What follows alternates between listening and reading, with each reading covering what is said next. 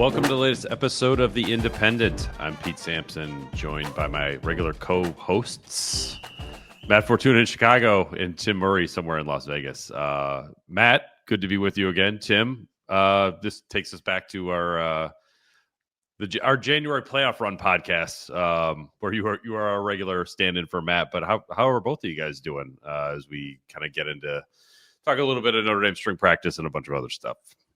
Yeah, it's about that time for me to get back on the wagon here, talking college football with the basketball season wrapping up. So, from a gambling standpoint, all you got to do apparently is just bet favorites, and you'd be building enormous houses on the men's side of things. So it's been as people may know a little bit, I like to dabble with the underdog. So the first round, not too kind to your boy here, but we bounce back and hopefully a good Final Four. But no, I'm. Anytime I could join you fellas, I am happy to do so. What do you got this weekend? I'm going to be down there in San Antonio, where gambling is illegal despite everything else being legal in that state. I will be on Houston. I'm probably going to hate myself, but that is the one side I will be on. And, look, Duke might just be UConn of the past 2 years. UConn, for those unaware, not only did they win the championship the last 2 years, they went 12-0 against the spread in the NCAA tournament the last 2 years. So Duke not fully there because they didn't cover against Arizona, but I think that's going to be an absolute war, and excited for that. Houston, by the way, how about this? Has only been an underdog once in the last 3 years, and that was earlier this year where they were a 1-point dog against Kansas. So them catching 5, I'm very tempted on the Cougs. So I will be riding with Houston at some point on Saturday night, and then realizing, oh my God, there are 3 first-round picks on Duke, and they are insanely good. So I'm probably going to hate myself, but I will be on Houston. Pete and I both picked Houston on this pod to win it all, so thank you. Yeah, that's I'm rolling with them too. They've got some like John Stark's New York Knicks vibes to me, like Anthony Mason or something. Like they are some physical ass dudes. Oh, yeah. And they do not let you play basketball. And they can shoot. I mean, that's the thing where I think people think this is, like St. John's. St. John's could never shoot this year. True, yeah. They ultimately saw their demise in the second round. Houston can shoot. Now, LJ Cryer didn't have a very good, Sweet 16 game against Purdue, but they had another guy step up in Uzan. So I can't wait for that one. I'm excited for Auburn, Florida. Look, I know everybody. I mean, who would have thunk it, guys? College football, that's where Cinderella lives. You had a 7 versus an 8 in the national championship. And college basketball, the death of Cinderella is here. Yeah, well, no SEC teams in the football championship game 2 years in a row. 2 SEC Final Four teams. The beloved Atlanta Braves are 0-7 as we record this right now. Up is down, left is right. Everything is different. But I think people are sleeping on Auburn. And yeah, Houston's interesting. I think they either win this game outright or they lose by 20. Like, I just don't see it being close with Duke winning, if that makes sense. Yeah, I think Duke's just so talented. Yeah, I think the Auburn game is fascinating too, where these two teams played in early February, and this was kind of the start of Florida getting really hot.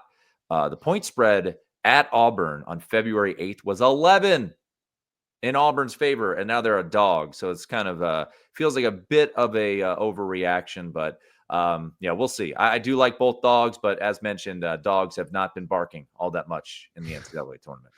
Yes, that's it should be a fun weekend of hoops. Unless it's TCU against Notre Dame women. Yeah, that's possible. That was definitely you should have bet the money line on that one. Forget the spread. So, what are the odds on Olivia Miles' next destination? I think that's what we all really want to know. Do you have any action on that in Vegas? I don't yet. All I know is that I saw that what the figures could be with 2 commas, and that would be a couple more commas than what you would get at the WNBA. So the NIL from the women's side maybe outranking what you get in your first year with the WNBA. Yeah, I don't even think that's close. Well, this is a Notre Dame football podcast, so we'll pivot to that. After women's hoops NIL on Final Four betting lines, Notre Dame has sort of their jersey scrimmage on Saturday. It's open to the media, so I'll get to watch the full thing a week before the spring game. And I think it's been Matt, you talked about this before we hopped on, a pretty quiet spring. I think one of the most interesting things was Greg McElroy and going on his podcast and saying Steve Angeli had some Joe Burrow qualities potentially in him. So I'll let either of you take that where you would like it to. Why Joe Burrow and not Tom Brady or Joe Montana or Patrick Mahomes? I mean, why settle there? No, I understand the greater point, which is a guy makes a tremendous leap as he gets older. Joe Burrow did that, but Joe Burrow was already really, really good as a starter. He was on Ohio State's depth chart when he entered the transfer portal. A lot of people wanted him. And no small matter here, that LSU offense was the greatest collection of college football talent I think I may have seen in my lifetime. That actually won the whole thing that I've seen in my lifetime, between Jamar Chase, Justin Jefferson, Terrace Marshall, Thaddeus Moss, Joe Moore award-winning offensive line. Notre Dame might get that part down right, but let's see him win the job first before I say he's has the greatest college season of the last decade. Look, I respect McElroy a lot. I like him. I love the fact that he was on the first 2 playoff games, right? I mean, he was kind of he was the Notre Dame unofficial announcer. Yeah. He had all 3. That's right. Yeah, he had all 3 before the championship. I think Greg does a really good job. I think he's well researched. So I take his comment to be, it's April. And it was, let's get out there. Let's make maybe some headlines. So I understand that. And I get where he's coming from, to your point, Matt, where it's, underwhelming first year in LSU and then explosion. But, look, if Jaden Greathouse wants to turn into Justin Jefferson, giddy up. Let's go. I will say Clyde Edwards-Helaire was a first-round pick running back. It feels pretty confident that Jeremiah Love will probably be a first-round running back. Offensive line should be very good, but yeah, I don't know if I'm ready to. I don't know if I'm going to be seeing Steve Angeli leading the NFL and passing in a couple of years, like we saw Joe Burrow and heading to the Super Bowl as the starter. I would love to be wrong. I mean, look, I would say this. I think any Notre Dame fan out there would, yes, sign me up. Like, CJ Carr can transfer. I don't care. Sacrifice CJ Carr, the altar of the Angeli hype train. 60 touchdowns, like Pete, you've brought up a number of times. 60 touchdowns. Good. I will. Greatest Heisman margin of victory ever, I think. That year. Yeah, I will. I will happily. By the way, if you're wondering, DraftKings has Steve Angeli 50-1 to win the Heisman. So if you're, believing in Greg McElroy, that is exciting. But yeah, what was Burrow that year? I bet you he might have been worse. Well, didn't his dad bet him like 200-1, something like that? There's a story out there that Joe Burrow's dad bet him at 200-1. I want to ask this question, and I'm so happy. And we were talking about this a little bit off air.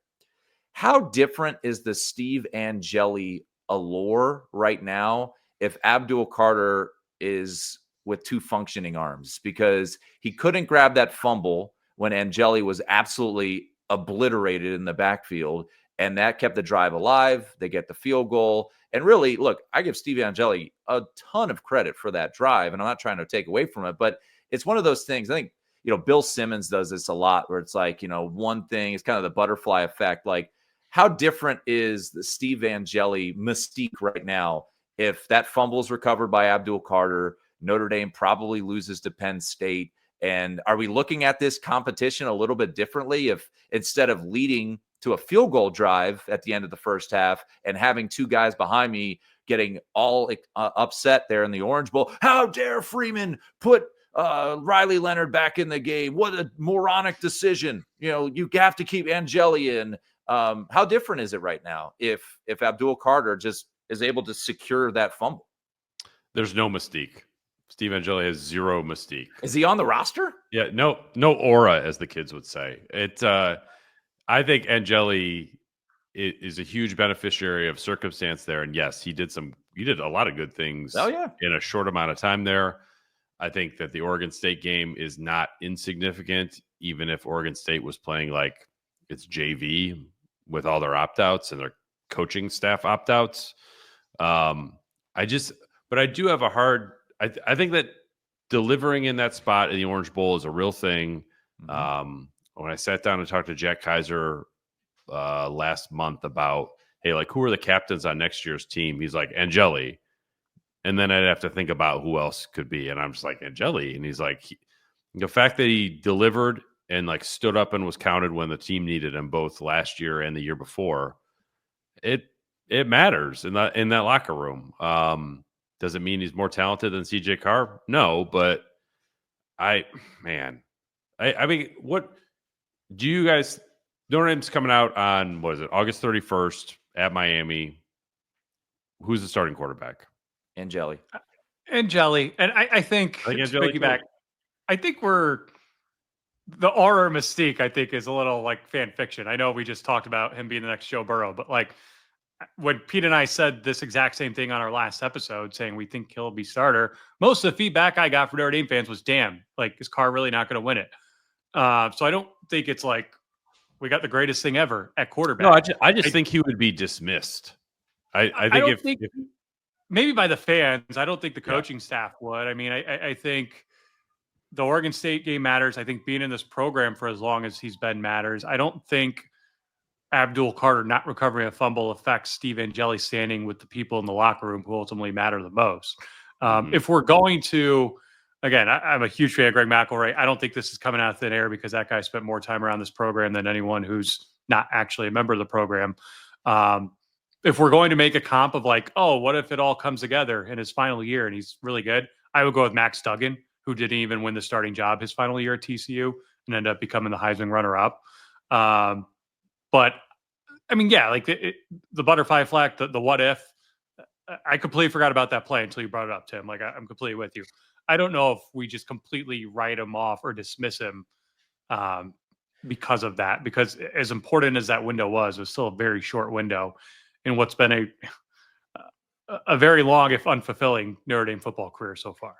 I think your point about the coaching staff is 100% accurate because we as fans overreact to everything. And I talk about this from a betting standpoint all the time, right? It's like, what have you seen last?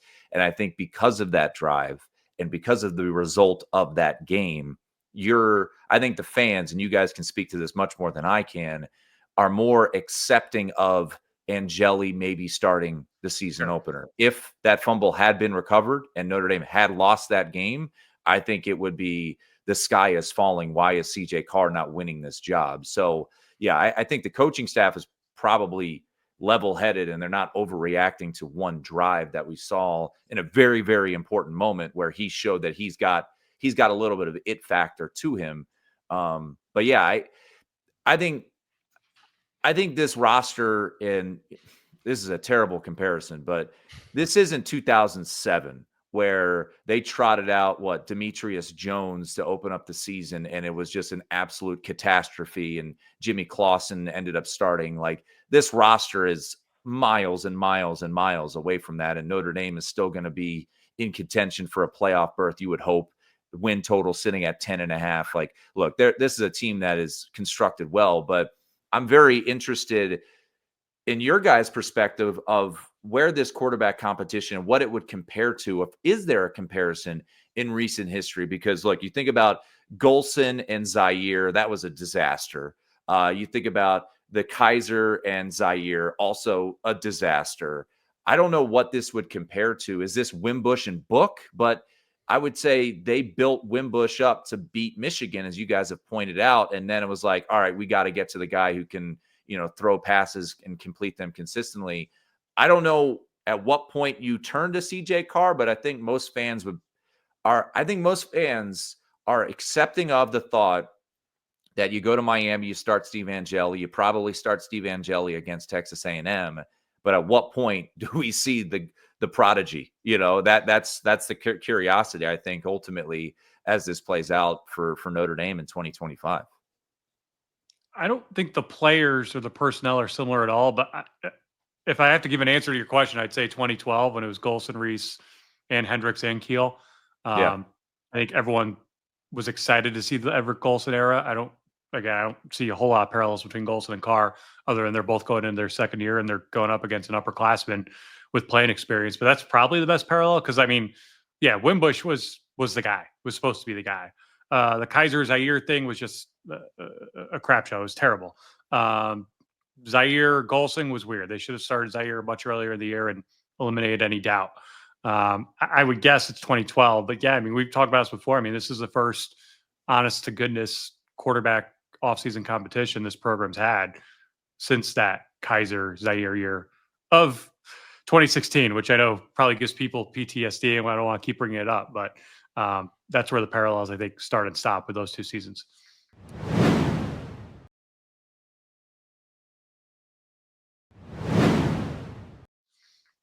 I would agree with that because it's not even like they're different skill set quarterbacks. I don't think so. This isn't like Cone Buckner from 2021. Other than just like you have got a young talent on the roster that you want to kind of force into the lineup somehow. I wonder if they tried to do that, but it's not like you can do that against Miami and Texas A&M. I also like we've all sort of seen this in both the NFL and college, where you back one guy, the season starts out rough, you have a super quick hook to the next guy, and there's certainly some scenarios where that happens too, right? Like, maybe Angeli starts at Miami because that makes sense, but then he struggles there, and then they go to Carr the next week at home, or they rotate against A&M. I guess it'd be 2 weeks later at home, but I can see a scenario like that playing out too. I sort of feel like everything's on the table at quarterback, and spring. I will certainly react and maybe overreact to what I see on Saturday because I'm going to see the entire practice. But I still feel like everything's on the table for the quarterback position, and the spring's not going to really resolve anything. Was it you, Pete, who brought it up on, I think it was the Irish Illustrated pod, that Denbrock's kind of been in this situation before? Was it? Yeah, it was Cincinnati started at UCLA and they benched their starter like 2 or 3 series in. Yeah, and they went to Ritter and it was game over. Ritter was the guy for the next. That quarterback was the returning starter from the year before. Now the year before they went 5-7, so it's not like he had a lot of sweat equity in terms of winning games. But Denbrock has proven at least once, and fortunately, I think we have to know he was on staff for Zaire Kaiser in 2016.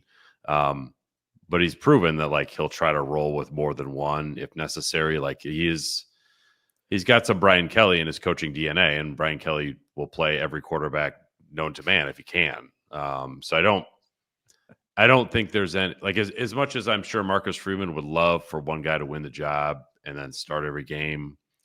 This I don't know. There's something about this team this season that makes me think like quarterback is going to be an ongoing thing from the beginning of training. Well, now, but then also the beginning of training camp and maybe through the entire season. Like 2012, because I brought up earlier, that's the one scenario where I have a hard time seeing, like, I have a very hard time, and again, this could happen, but CJ Carr starting the opener the way Everett Golson did, and then constantly being replaced. Is Angeli going to get arrested? By Angeli. Seems unlikely. I mean, too. Isn't that the reason? Didn't Tommy Rees not go to Ireland? Didn't he get arrested? That too. He did. But like, how many times in that season was like, oh, Golson's had a bad first series. Get ready to see Rees again. Yeah, the closer. Which was a lot. We had Mariano Rivera, right? As much as like Angeli did that in the Orange Bowl, I have a hard time seeing Freeman and this staff making that his kind of full-time role of like, all right, you're going to babysit Carr. He's our guy. But Carr's also like,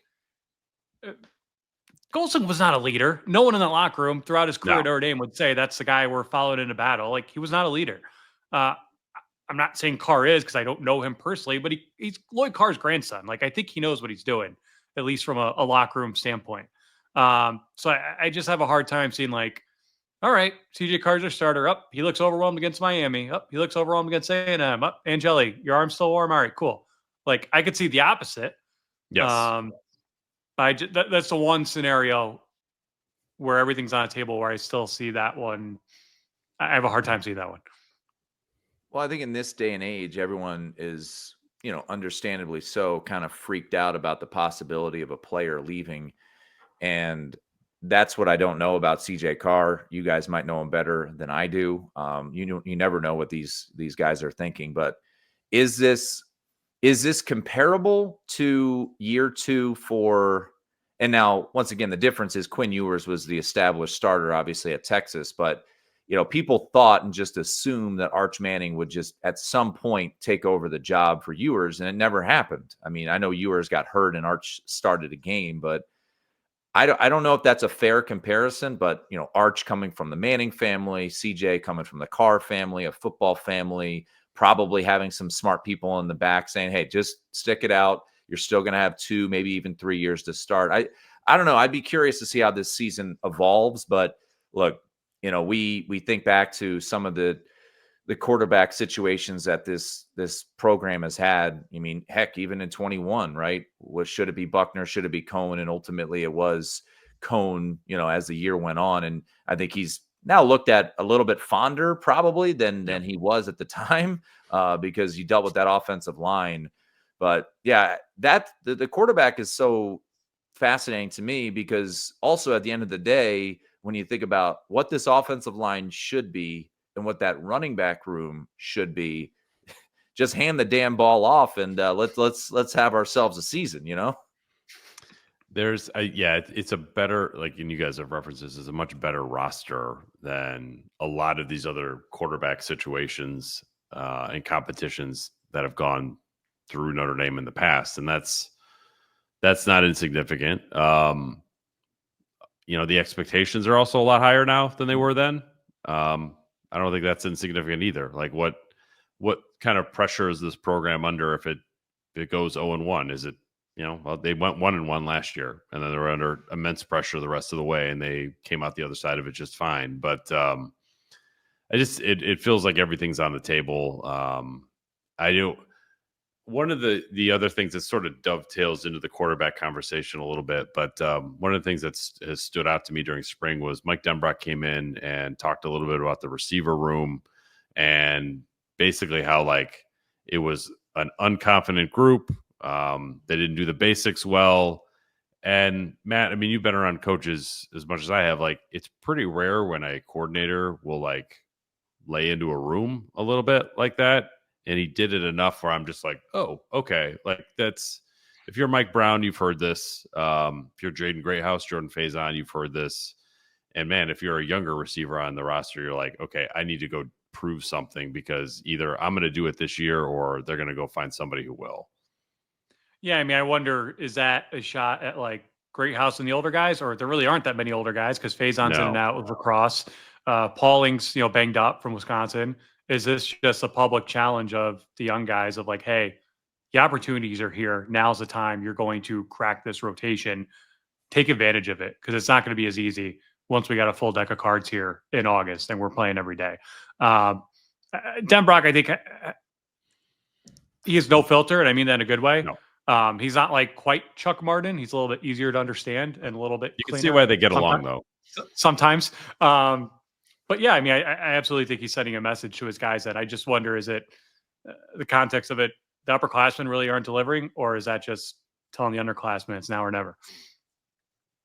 Well, Pete, I know you mentioned it, and look, it's hard to take too much from spring practice and the limited availability that you get, but with a running back room as stacked as it is, are we going to see a little bit more two running backs? You maybe look, the way Aeneas Williams was catching the football against Penn State, I think a lot of fans are like, can we see a little bit more of that? And, with JD Price back and obviously Love being the superstar, you've got really talented guys in that backfield. And I know a lot of people are excited about Kedron Young as well. So I think maybe the pressure was on the wide receivers like, hey, man, you guys better step up or I'm going to figure out a way to get a running back out here to catch some passes. And Jeremiah Love, I know, Pete, you tweeted about him being out there, running some routes. Am I expecting him to, run at the X position? No, of course not. But, this spring, and you would imagine, knowing Malachi Fields is coming in and he's not here yet, he's starting. And, maybe it was like, you guys better figure this stuff out because Malachi Fields is coming in June and he's going to take one of your jobs. And, the rest of you guys better step up or we're going to, get creative here and get the ball out to some running backs or something like that. I would say like Fields is an incredibly intriguing player to me, but like Will Pauling has been slightly limited, but not so much that he's like not moving around.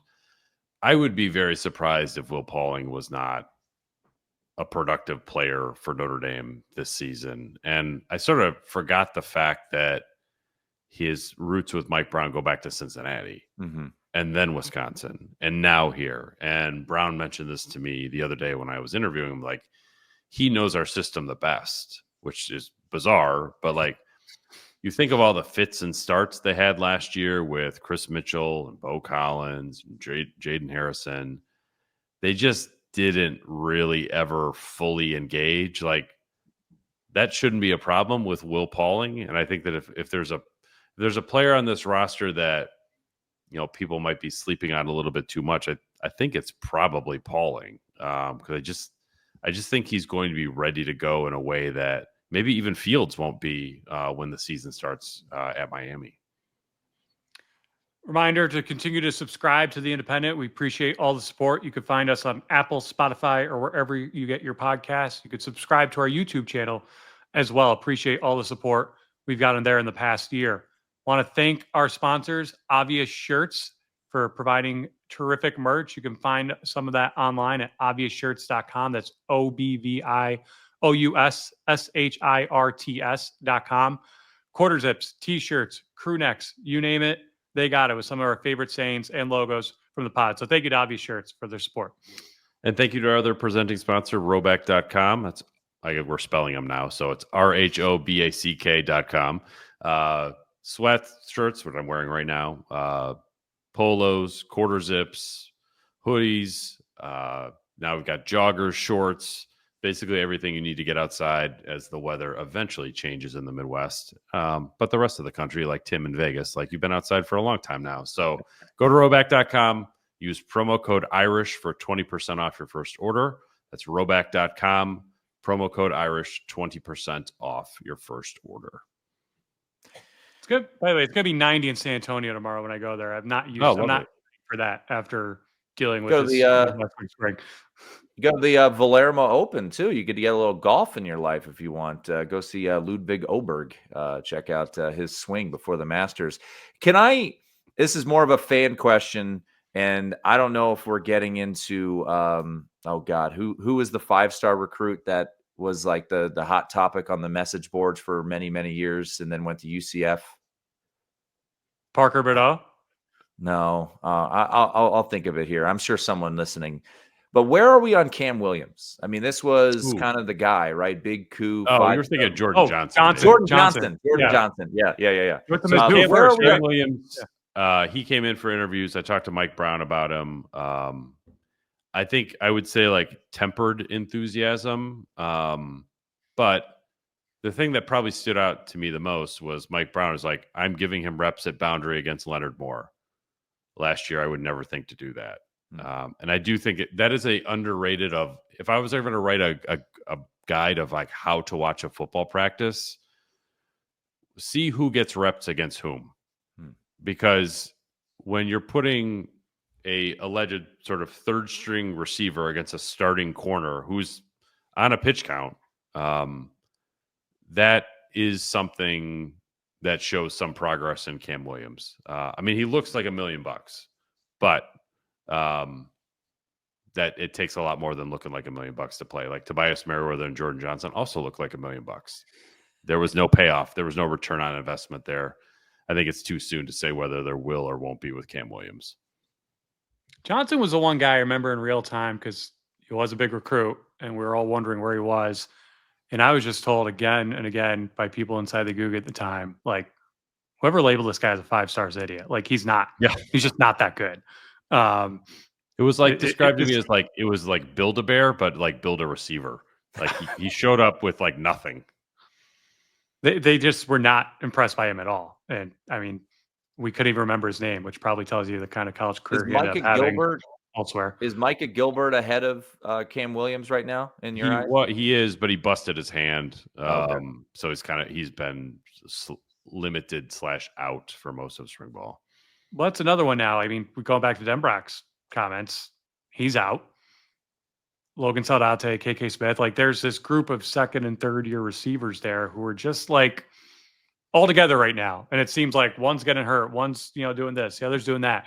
Like, I really do think it's now or never, because I'm with you, Pete. I think Will Pauling's going to be starting for this team and probably playing as much as anyone on that receiving core all year long, the way he has throughout his career.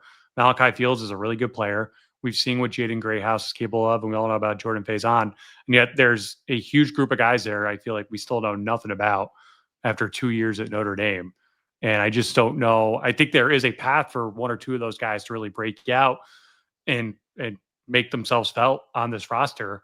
I just don't know when or how that's going to happen. And I would add, with the tight end room being what it is right now, no Mitchell Evans, no Michael Mayer, no guy who's going to go out there and become a pseudo number one target for Steve Angeli or CJ Carr.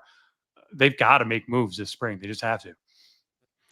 I think it could be a situation where you've got Fields, Pauling, Greathouse, Faison, and then a huge gap. Yeah. And like how they fill that gap, whether it is Micah Gilbert or Saldate, Cam Williams would have to make a pretty big jump for it to be him. Is it Elijah Burris? Do they get a freshman in there to do something? Like it's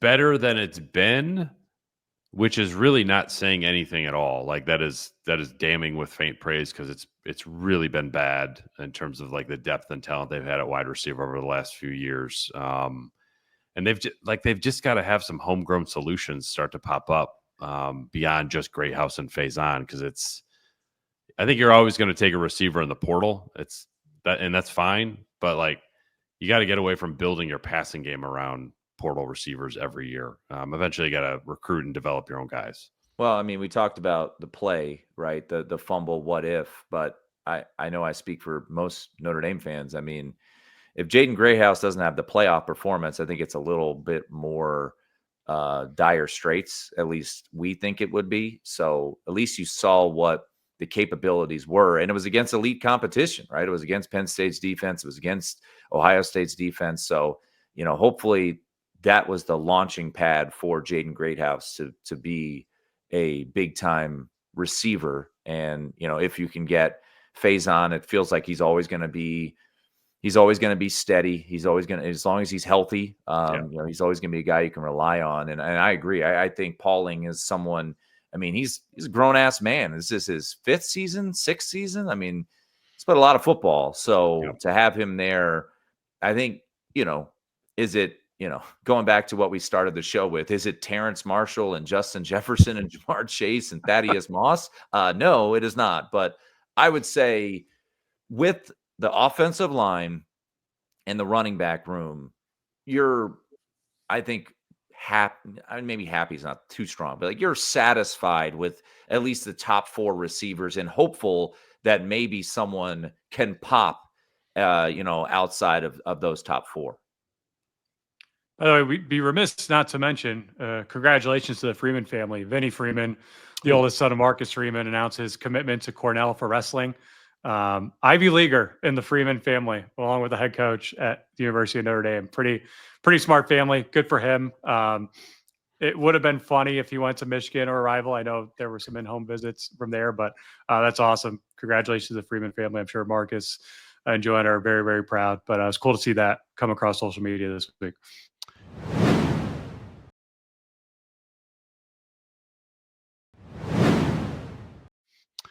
Another thing that's popped up that's been interesting to me in spring, and I wrote about this just the other day, was like, I wonder if Notre Dame's got to a point now with grad transfers, and I've sort of poo-pooed the idea of like building your passing game around them every year, but like talking to Jalen Strowman, Jared Dawson, Elijah Hughes, not a grad transfer, but a transfer. Like Notre Dame sort of has built this reputation, not as like transfer you per se, but like there's quite a bit of proof of concept out there that like Notre Dame knows how to both target, integrate, and enhance the transfers that it takes. And talking to Strowman from Virginia Tech, who I thought was really interesting, because I was like, how did Mike Mickens play his role? No, not really. What about the winning? Yeah, it was fine.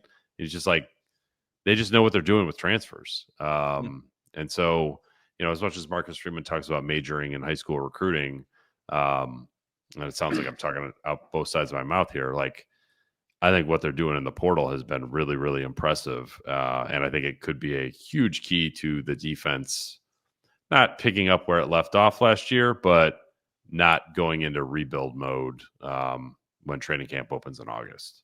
It felt that way in real time in December, right? When the portal opened and we all wondered how every program, not just Notre Dame, was going to be able to handle all this in the middle of the college football playoff. Notre Dame not only made it to the national championship game, it seemed like they hit on pretty much every internal target they had, and they did it without fanfare, right? I mean, we all decried the portal because the thing opens up. It's going to open up in a couple weeks here, and you're going to see a bunch of people put up their top list, and it's going to be the whole, bells and whistles all over again. I didn't hear a word about any of these guys in Notre Dame until it was done, right? It was like, oh, Will Pauling just tweeted his commitment to Notre Dame. Oh, Malachi Fields just tweeted his commitment to Notre Dame. And oh, by the way, Notre Dame's playing Indiana this week in the first round of the playoff. Like, I just felt Devonta Smith. Like, I didn't mention him. Like, the way we're going to take this guy from Alabama. Okay. The way it all came together, it just felt like a very professional, targeted approach without a whole lot of fanfare. And the fact they're able to get all these guys while still preparing and succeeding for the most part in their playoff run, I think speaks very highly to the way this operation is kind of humming behind the scenes right now. Yeah, and I no Chad Bowden here anymore, so hopefully it keeps up. But he was there then. Well, yeah, I mean, and to speak to that, I feel like over the past couple of years, when you think about, I mean, quarterback's a little different, but Jack Cohn, and then Sam Hartman, Riley Leonard. I mean, those guys, they knew they were going to Notre Dame right away, pretty much, right? And once again, another guy, this tells you how productive he was, but like the last real piece that I remember kind of like making the visits and going to Notre Dame was that the defensive back from Rhode Island who didn't Antonio Carter. Right. And he went and made the visits. He went to like Ole Miss and ultimately went to Notre Dame. Notre Dame won that recruitment. But, and basketball's on my mind right now, but it feels a little bit like Duke, where they went into the portal, but obviously their pieces were going to be their three superstars in Knipple, Flagg, and Malawak. And, they have a guy from Tulane and Sion James, who's a starter, but wasn't like a massive portal addition. They went out and got Mason Gillis from Purdue. Like, they knew exactly what they wanted to do. And it feels like Notre Dame, when they go into the portal, they're pretty targeted. They know who they want. And I don't know, I can't speak to this, but it feels like their shooting percentage on the people that they want ends up being pretty high. Not to say that they haven't missed on shooting for someone for the Stars. I can't remember. Didn't they want to go after that Kent State receiver who was kind of a bust who went to Penn State? Who proved to be a bust. Yeah. Well, didn't he? He reemerged. He was somewhere decent. He was like in the Big 12 last year. But regardless, it does feel like Notre Dame, to your guys' point, knows who they want and has a pretty good feeling of like, we're going to go get these guys and we're just going to plug them in. Look, I remember, whether it was you guys or whether it was Priester, kind of being like, Jordan Clark, really? Is this guy going to be? And then it's like, wow, Jordan Clark hit. Like, he was a great, nickel for Notre Dame. So it does feel like they're very targeted with their portal. And so far, for the most part, it's pretty hit. Like Sam Hartman, I don't know how you rate him because the expectations were so enormously high. And, RJ Oben probably was a miss until he wasn't and made the biggest play of the year. So to be honest, for me, I'm like, RJ Oben was a hit because he had a sacked fumble in the Georgia game, and he could have sat there and ate bonbons for 12 games. I don't care. He did that. We're good. There's a great story. I was thinking about it right when you mentioned Duke. Wall Street Journal this week has a story on the dark money behind their transfer portal, NIL stuff. And I'm thinking, all right, dark money. Tom Mendoza, you want to come on this pod and tell us how you're making it happen for Notre Dame right now? But no, I'm with you though. I mean, it's. I think the quieter you are during a lot of this, the better off it usually means when it comes to transfers. Yeah, I agree with what Tim's saying. It's like for Notre Dame football, like the transfers are finishing pieces, not foundational ones. Right. You want to be Lane Kiffin, Portal Ewan, and the most talented team in school history not make the playoff? Yeah. Right. And I mean, and not to crap on Ole Miss, but like, what'd they do this offseason? They got like 3 quarterbacks. Obviously, they got the infamous one, Deuce Knight, and then they got 2 other, portal pieces that come in there. Like, how's that going to play out? So obviously, I know Freeman talks so much about culture, and at this point, you have to agree with him. You see someone like Jack Kaiser bawling his eyes out there following the national championship game. It's like, yeah, man, it definitely feels like they've got the culture down, and you can't just bring in 25 players. You have to bring in pieces from the portal. You can't go full on Clemson. So I think to Notre Dame, and we'll see, maybe these, 8, 9 guys will be misses this year, but it feels like you can kind of trust in that the pieces that they brought in are probably, I mean, heck, even look at like someone like Devin Ford. Like, the guy came in from Penn State, and all people spoke so highly of him, of like just accepting his role and being a special teams guy and being a great kind of, I don't want to say father figure, but like the older brother in that running back room, Yeah. Deuce went to Auburn, right? I'm not. Yeah, he went to something. Auburn. Oh, sorry, Auburn. I don't know how you could confuse Auburn and Ole Miss. Like, they're so different. But yeah, I agree. It's like, I don't expect Notre Dame to become a less dumpster fire version of Florida State with its transfer takes. Like, it seems like Notre Dame know thyself. Like, they know who they are. They know what works here. They know what doesn't work here. And for the most part, they don't seem to be chasing the guys who don't, regardless of how talented they may or may not be. Who will be the most impactful transfer this year? Pauling or Fields? Not Smith? I think it will. No, I mean, I think it'll be good. I think just the opportunities are there in the pass game for those guys who are proven to do it. What about Stroman? Yeah, I mean, Jared Dawson wouldn't surprise me. He's got to play a lot. Yeah, it's a position of need. I'm torn between Dawson and Fields, even though I think Pauling will be like a very high floor player, but maybe not with like a huge ceiling. I think Fields will be like a little bit more of a, this is what we thought Bo Collins was going to be 12 times opposed to 2 times. So that's the one that I'm most interested. He's going to make a big catch against Miami, shove someone in the back, and not get a personal foul for it. Yes, good God.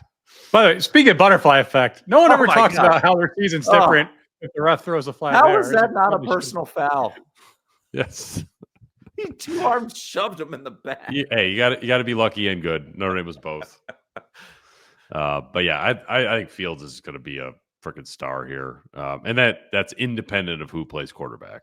That it could be, I don't know if it's Blake Hebert, but like whether it's Minchey or Carr or Angeli, like they're going to be able to find Malachi Fields. Here's another basketball comparison, but you hear a lot about it. Coaches in the handshake line kind of making their pitch to their opposition. Was that a Malachi Fields deal where it was like, whoa, that guy, hey, do we have a longer handshake post game with Malachi Fields in South Bend? Like, hey, yeah, I think that's what why do you think about this place? Leonard probably was 2 years ago. Yeah, that's. Well, I mean, we had the Sam Hartman, Riley Leonard from the year earlier going over to the injury tent. Like, hey, I hope you're feeling okay. See you at Notre Dame next year. Like, Hartman a couple times, probably. Yeah. Yeah. So there's. Yeah, I mean, heck, it could have gone all the way back to Ian Book's first start when he played against Sam Hartman. Exactly.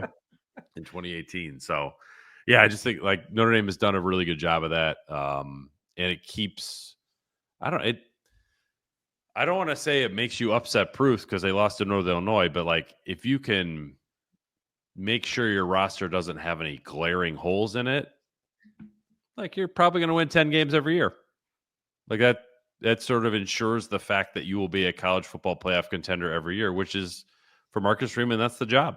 Like the job isn't to have rebuilding seasons or go 8-4. It's to be a contender every year. And as long as they're as sharp in the portal as they've been so far, that's probably going to continue. That's awesome. That's all I got.